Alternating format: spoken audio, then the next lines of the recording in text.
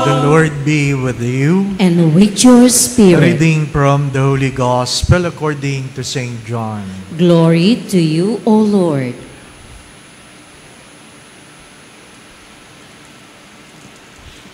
Jesus said to his disciples, I am the true vine, and my Father is the vine grower. He takes away every branch in me that does not bear fruit. And everyone who does, he prunes so that it bears more fruit. You are already pruned because of the word that I have spoke to you. Remain in me, and as I remain in you. Just as the branch cannot bear fruit on its own unless it remains on the vine, so neither can you unless you remain in me. I am the vine, you are the branches. Whoever remains in me and I in him will bear much fruit, because without me you can do nothing. Anyone who does not remain in me will be thrown out like a branch and wither. People will gather them and throw them into a fire, and they will be burned. If you remain in me and my words remain in you, ask for whatever you want, it will be done for you. By this is my Father glorified, that you bear much fruit and become my disciples.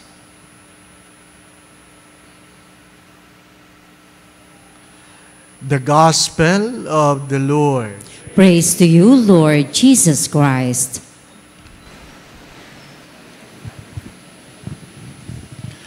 God desires that we remain in Him. How? The second reading says, you believe and you live in love. You believe and you live in love. Meron kang pananampalataya at nabubuhay ka sa pag-ibig.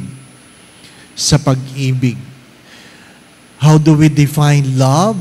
We order ourselves for the good of the other.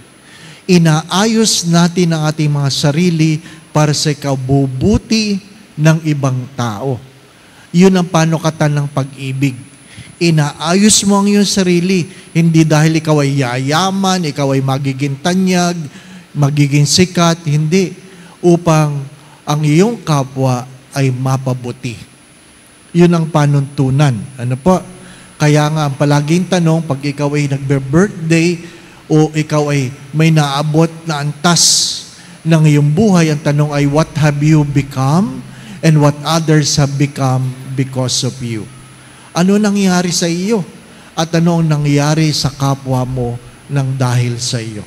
Napabuti ba sila o napahamak sila? Anong meron sa unang pagbasa?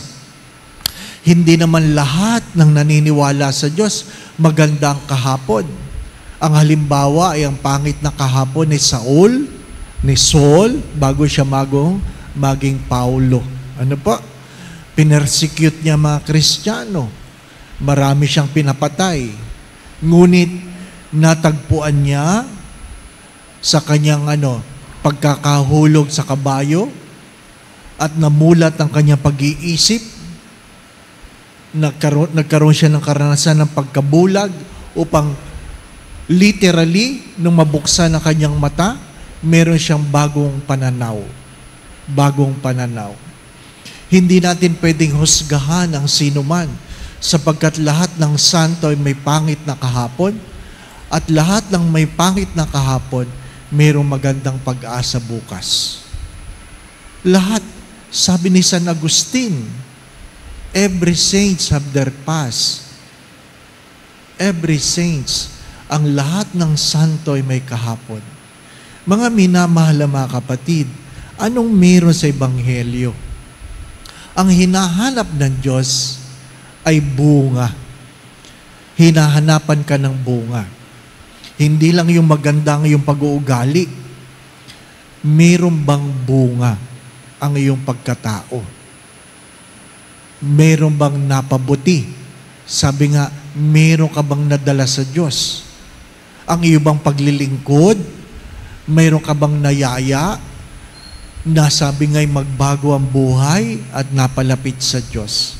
Ang iyo bang trabaho ay sabi nga ay nakapagyaya, invited anyone to change their way of life to become a better person today than yesterday. Kaya nga mayroong pinakamabigat ng tungkulin ay magulang. Magulang ang mayroong pinakamabigat na tungkulin. Sapagkat bahagi ng tungkulin ng magulang na ang kanilang mga anak ay makilala ang Diyos at mapalapit sa Diyos.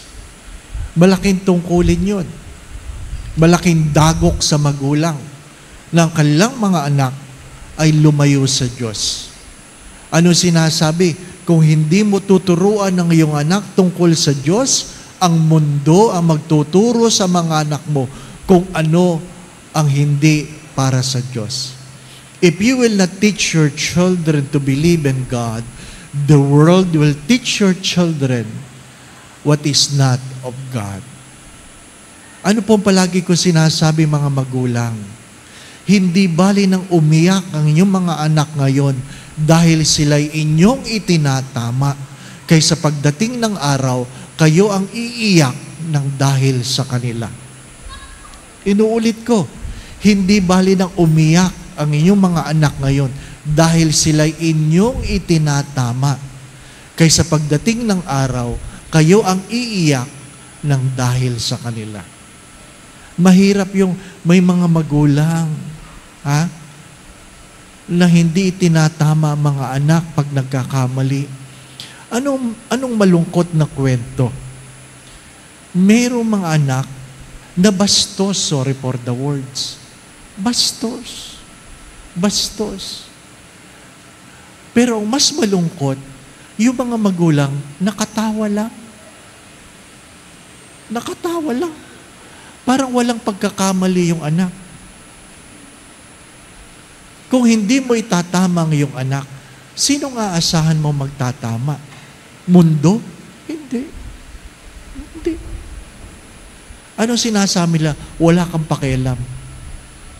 Mga minamahal na mga kapatid, meron tayong pakialam. Meron tayong pakialam.